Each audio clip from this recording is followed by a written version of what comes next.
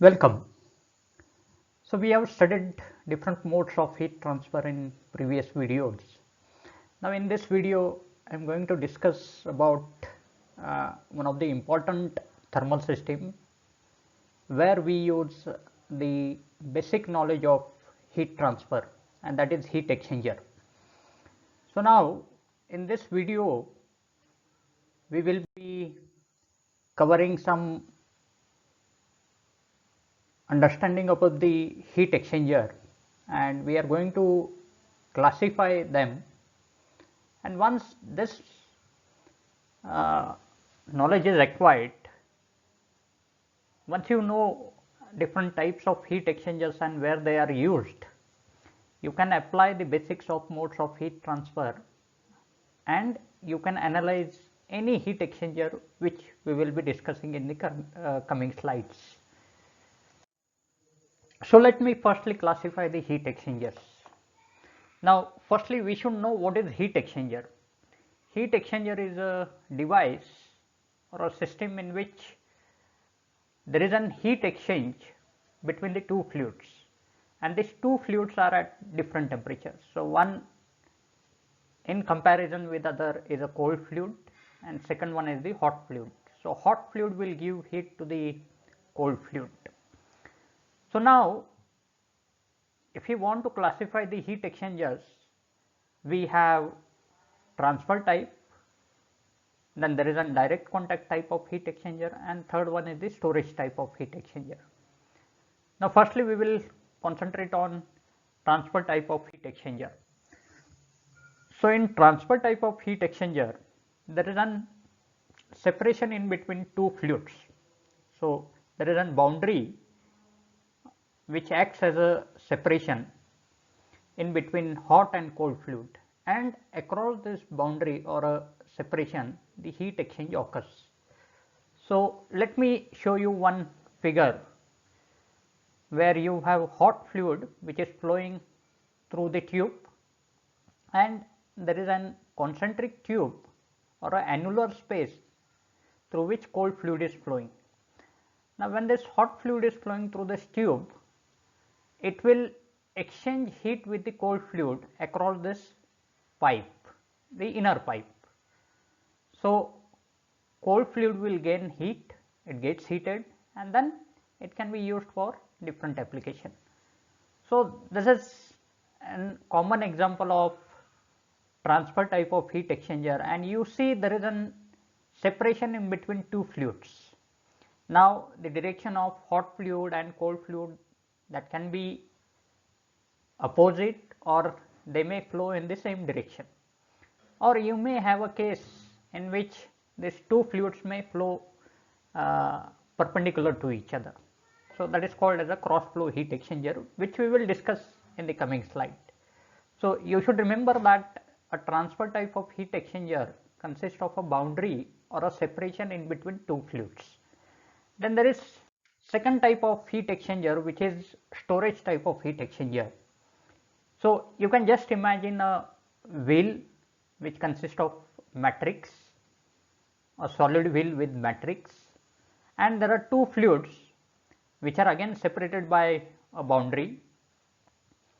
So when this wheel is rotating, it will be subjected to cold section, and when that wheel is rotating, it will be subjected to the hot fluid also. So what happens is, while rotating, when it passes through the hot fluid, it will gain heat, matrix will be heated, and then as it rotates and comes into the cold fluid, it will lose heat to the cold fluid. So this type of heat exchanger is called as a storage type of heat exchanger, where matrix will store heat and it will give heat. When matrix is in hot section, it will gain heat, and when it comes into the cold section, it will lose heat to the cold fluid.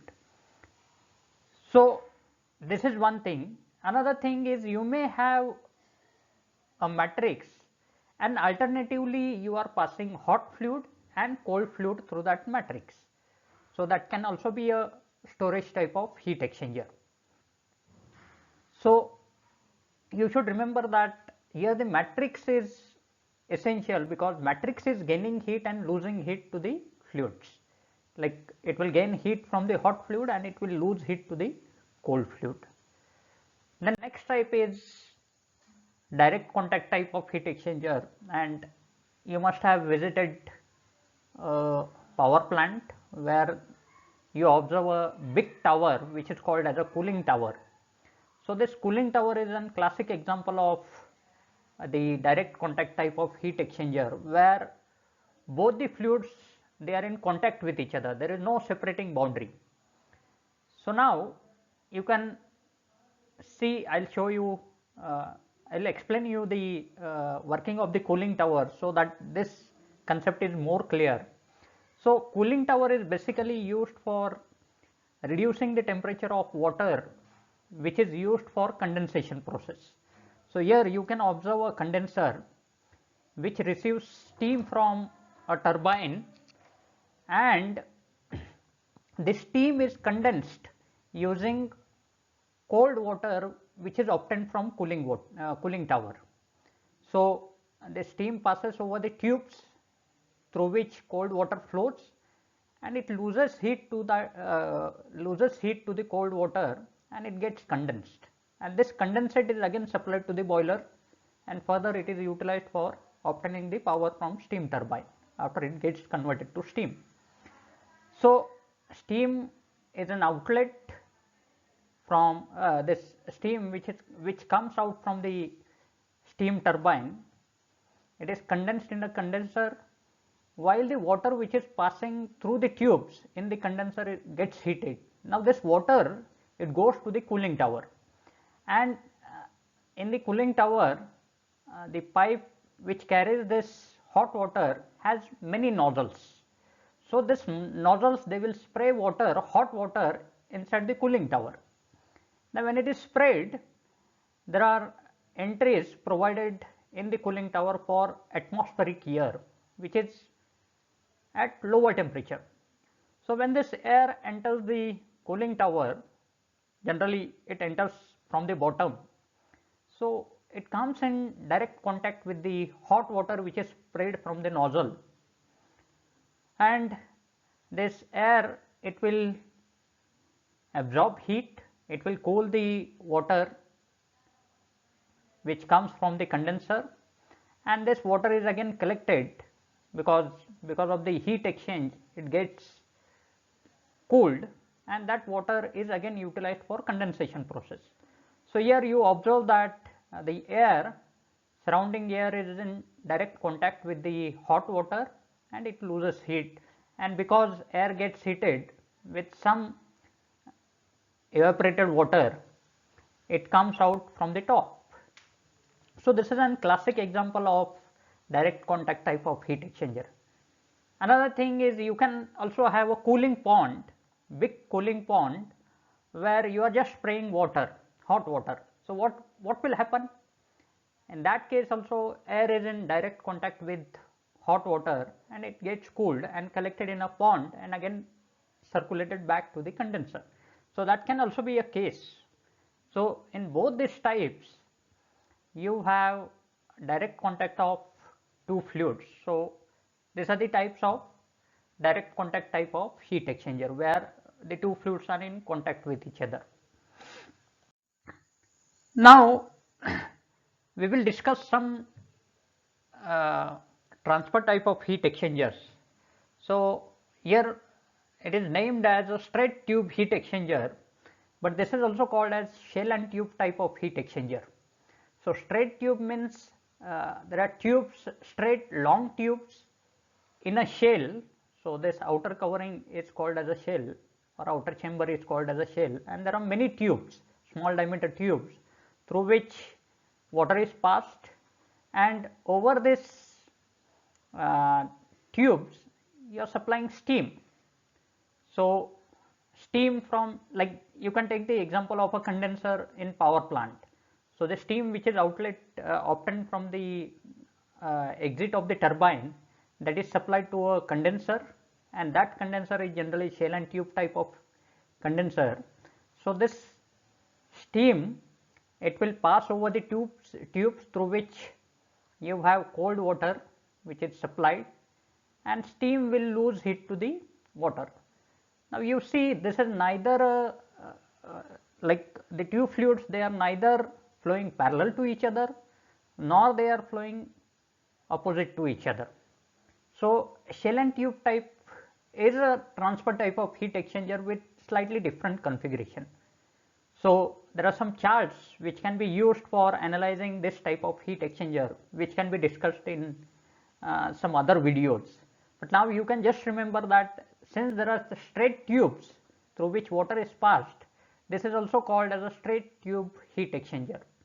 And depending on number of shells and number of passes, you can have different types of shell and tube type of heat exchanger. Now here you see there is entry from one side, entry of water from one side, and it exits from other side, and you have a single shell. So this is one shell, one tube pass heat exchanger, or shell and tube type of heat exchanger. Okay, so then another type of transfer type of heat exchangers are tubular heat exchangers. So shell and tube type of heat exchanger, as I discussed earlier, is the type of tubular heat exchanger. So you have tubes through which water passes and steam is passing over the tubes, and there are some baffles which are provided in between so that they can directly direct the steam over the tubes, and effectiveness or efficiency of this heat exchanger can be improved. So here you have inlet of the water which is shown by blue lines or blue arrows, and red one is the steam. So at the exit the steam is being condensed, and at the exit you have condensate which is again supplied back to the boiler. So this is one type of heat exchanger. Then you have concentric tube type of heat exchanger. So this concentric means you have tube in tube type of heat exchanger. It is also called as a tube in tube type of heat exchanger, where you have inner tube through which generally hot water is passed or hot fluid is passed, and through the annular space you have cold fluid which is passing. So cold fluid will absorb heat and hot fluid gets cooled. So now there are two configurations, or rather I will say there are three configurations. One is the parallel flow heat exchanger, where both the fluids they move in same direction. So this is parallel flow concentric tube heat exchanger. And second one is the counter flow heat exchanger, in which the two fluids they move opposite to each other. That means if one fluid is moving from left to right, like in this case hot fluid is entering the heat exchanger from left and it is exiting from the right. Similarly you have cold fluid which is entering from right and exiting from left. So this is counter flow heat exchanger. So now this two types of heat exchangers, that is parallel flow and counter flow, these are concentric tube type of heat exchanger. Generally in most of the cases we use counter flow heat exchanger because the effectiveness of counter flow heat exchanger is better as compared to parallel flow. So why it is better, why parallel flow is not preferred, that we will discuss in the other videos, but for now you can just remember these two types. One is parallel flow heat exchanger and second one is counter flow heat exchanger. Now I was talking about shell and tube type of heat exchanger, and I told you about one shell one tube pass heat exchanger. So there can be other configurations also, like you may have a single shell which you can see here, single shell, that is single outer covering, but you can have tube inlet from, suppose here it is from right to left, and again it enters another tube from left and it exits on the right. So inlet is also from right and exit is also from right. So this type of heat exchanger, it is called as single shell or one shell and two tube pass. That means you have the movement of fluid which is passing through the tube. It is from right to left and again from left to right. So there are two tubes. Likewise, you can have many parallel tubes through which fluid, that is cold fluid, is entering from right. Again, it enters from left and exits from the right. So this is just an for the explanation sake, I have taken one tube, but you can have many number of tubes, but the direction is from right to left, that is one pass, and again from left to right, which is another pass. So this is single shell two tube pass type of heat exchanger, shell and tube type of heat exchanger. Now you see another diagram here on right, where you have two shells, and in each cell you have two tubes, that is one where the fluid is entering from right, and again from left it is entering another tube and exiting on the right. So this is one shell, and there is another shell which also has two tubes. So in single shell you have two tubes. Even if you have two shells, but the pass is from right to left and again from left to right. So this type of heat exchanger is called as two shell. So these are two shells, this is one and this is second, and there are two tubes in, or two parallel arrangements, one from right to left and second from left to right in each cell. So this type of heat exchanger is two shell and two tube pass. You should not be confused. This is not four tube type. In each cell you have only two tube pass, right to left and from left to right. So this is two pass in each cell. So two shells and two pass in each cell. So this type of heat exchanger is generally used if the heat load is more. So we have some graphs which are provided, or some charts which are provided to us to analyze this type of heat exchangers. So next one is the plate heat exchanger.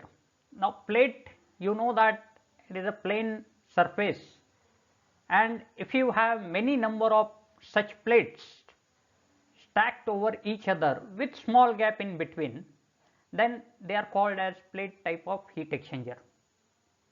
Now where you observe this, you must have seen radiator, where there are many parallel plates, thin plates which are stacked over each other, but there is a gap in between which is provided for air to flow.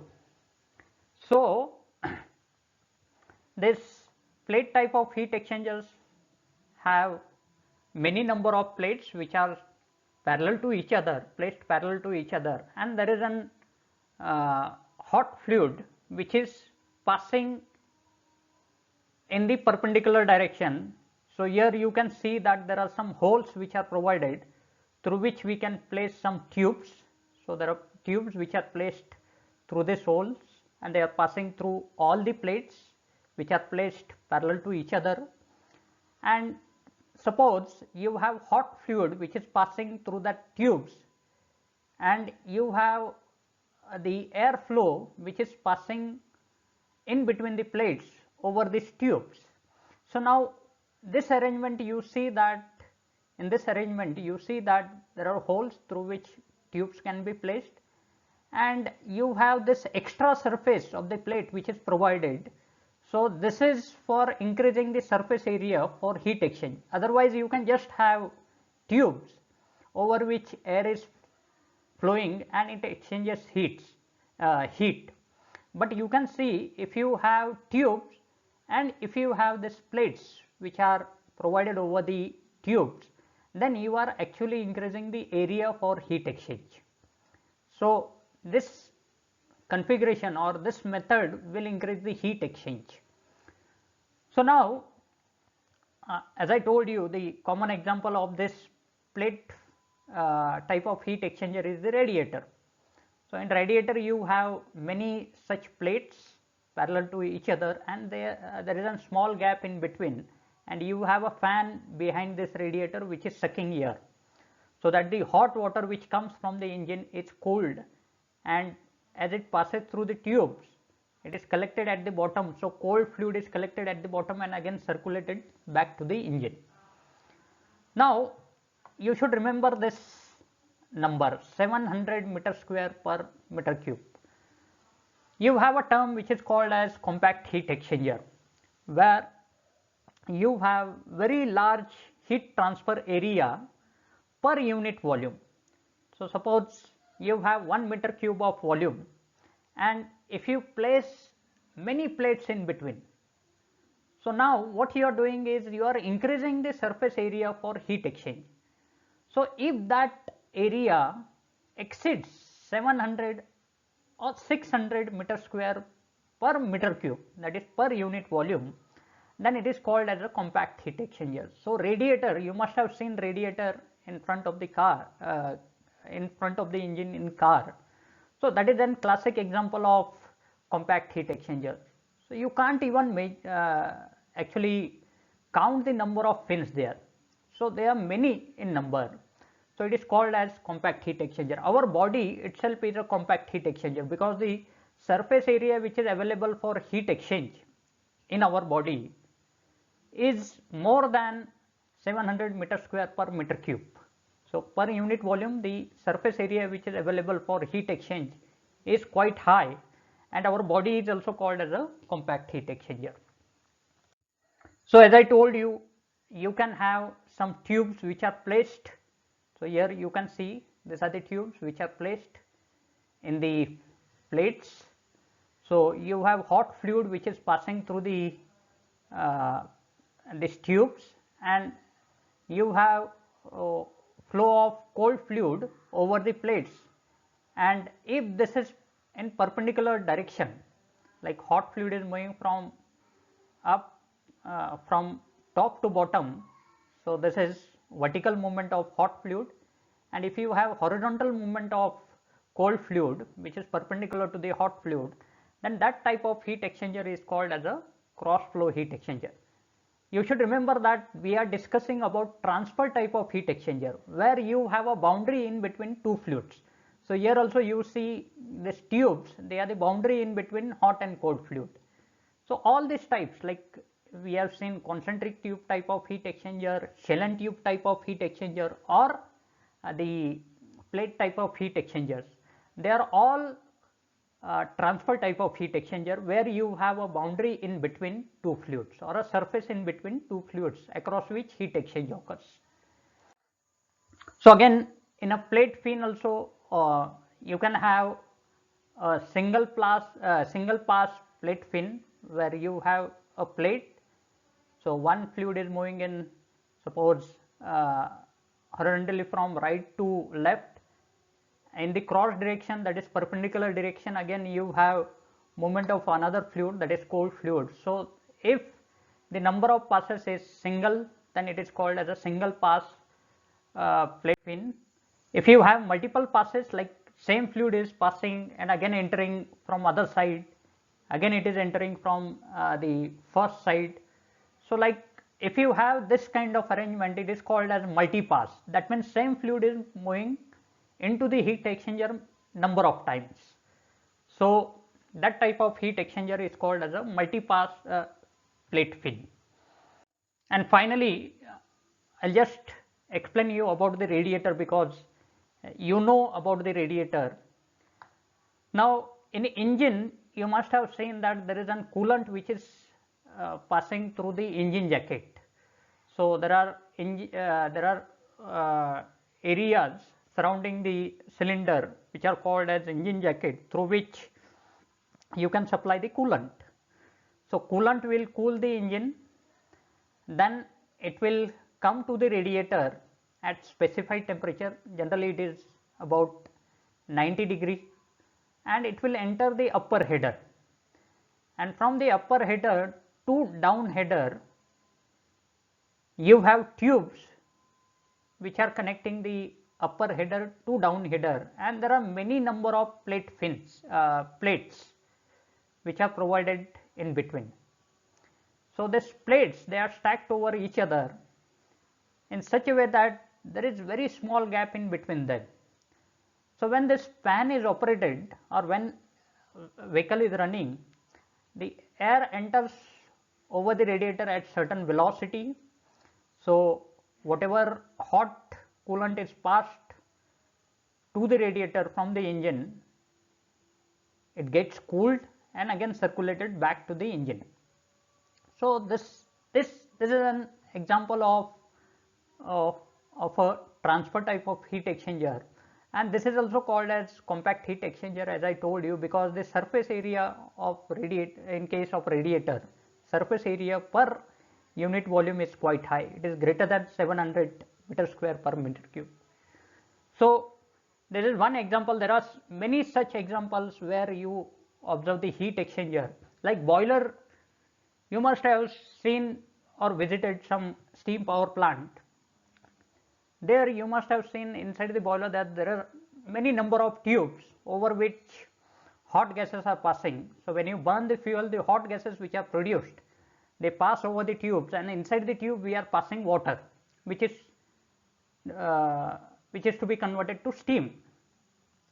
So hot water, the water which is initially at a temperature of maybe 40 degrees Celsius, it enters the tubes, and since hot gases are passing over the tube, inside the tube this water, it absorbs heat from the hot gases and it gets converted to steam gradually.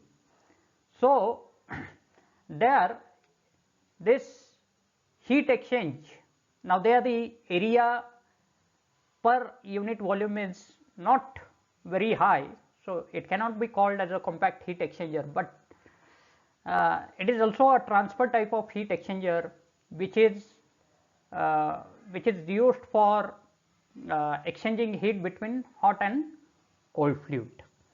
So thank you very much. There are many such examples where you observe this transfer of heat from cold fluid to hot fluid. So whenever you move around, you should actually observe where such heat exchangers are used. So thank you very much and goodbye.